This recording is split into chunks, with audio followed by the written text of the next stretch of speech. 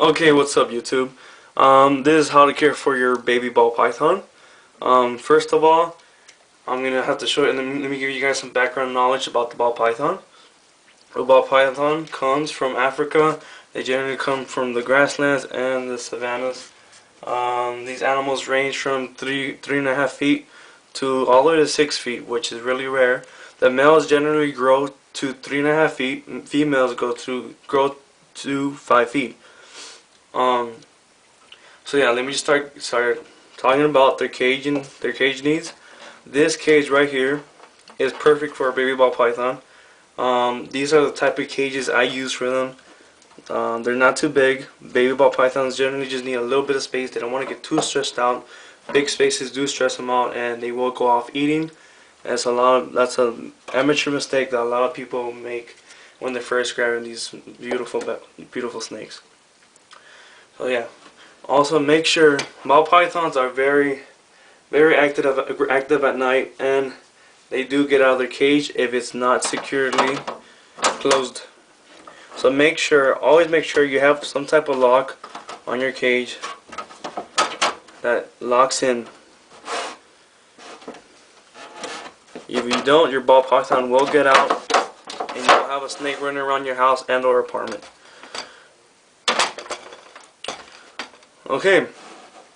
So first of all, always be sure before you grab and you make your reptile enclosure, your ball python enclosure.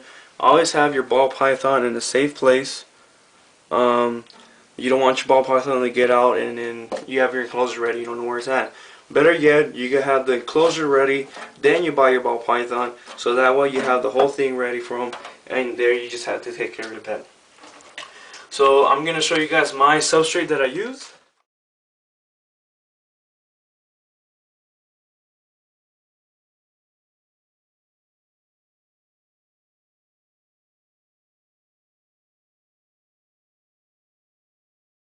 It's just Aspen bedding.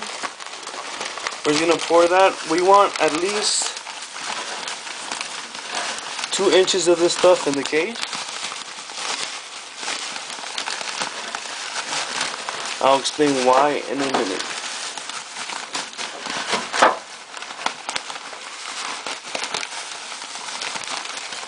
So now that we got all the bedding in, it might look like a lot, but it'll just even out. Okay, so now that you got the substrate in the cage, you want to even it out.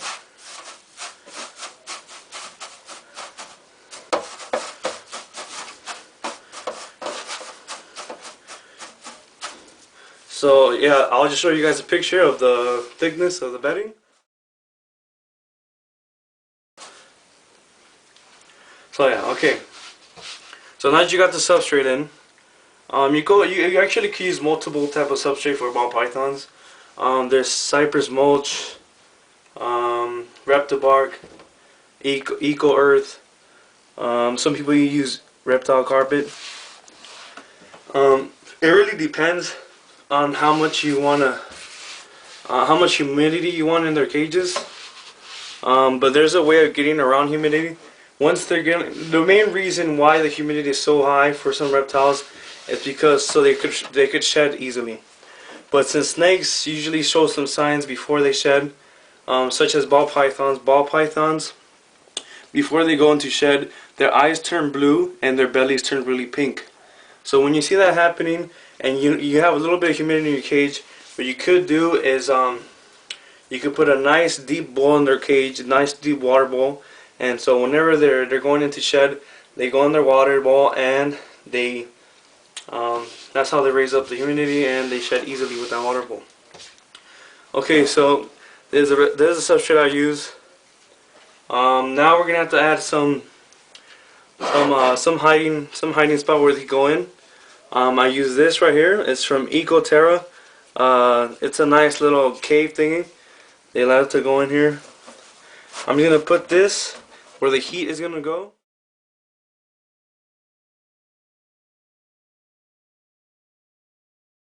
So now you're gonna want to add your water bowl. water bowls, obviously, for them to drink. It could raise the humidity in the cage, but like I said, there's ways to get around that. If you don't want to add too much humidity, because it is a hassle spraying the cage 2 to 3 times a day with water. So now I'm gonna add this log right here. This is just for display reasons, or he could just climb around it and everything. So it is a nice little setup for them. Nice thick substrate, so in case he wants to go somewhere else from the heat spot, he could go under the substrate. It's nice and thick enough for him to do it. Ball pythons do go under substrate. Okay, so now moving on to the heating element. I use this Zoom-Ed heating pad. Now they come in a variety of different shapes and sizes. I mean different sizes, not shapes, but they are basically rectangles. But the Zoom-Ed, this is perfect for this little cage. You could use heat lamps for these ball pythons, but it wouldn't work on the cage like this because it is plastic. The plastic might melt. But people say that heating pads can melt them. They don't. Well, at least mine doesn't. You just need to control the heat and make sure it's not too hot. If it is, you could tell right away if it's too hot. If it is too hot, take it away and buy something less with less heat. Okay, so what you want to do with this heating pad? This is the top side of the heating pad. This does not go on the bottom. The bottom part goes bottom of the cage. Bottom part provides most of the heat, and it sticks right to the bottom. For example, you grab the heating pad. This is the top part. You grab the heating pad. You put it right under the shiny spot. Now stick it to the bottom of the cage. Make sure it's nice and stuck on there. That will provide nice essential heat, nice belly heat. It will help their digestive system.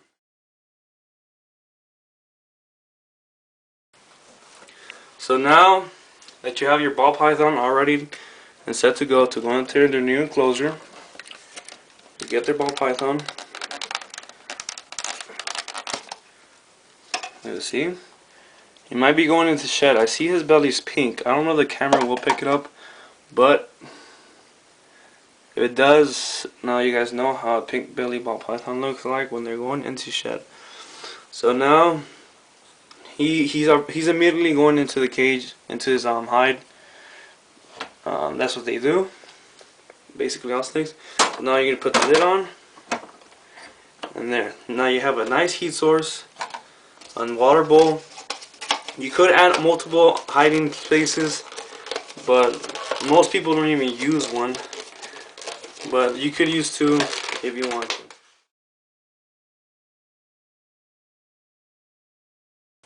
Ball pythons usually eat, when they're babies, they eat small mice, such as when they're starting, they could eat actually hoppers.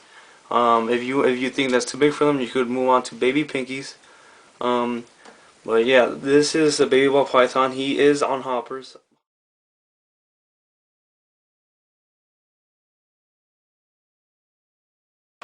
When they do reach adulthood, they are going to eat around medium to large rats, depending on their size. Ask your local pet store on what your ball python should be eating.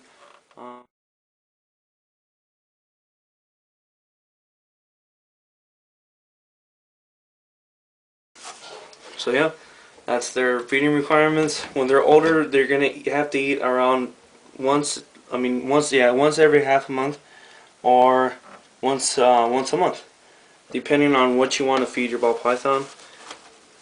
How much you want to feed your ball python. Yeah, when they're babies, they can eat 1 to 2 times a week, and you'll be happy with your ball python. Okay, so hope you guys liked this video. Rate, comment, subscribe, guys. Peace out.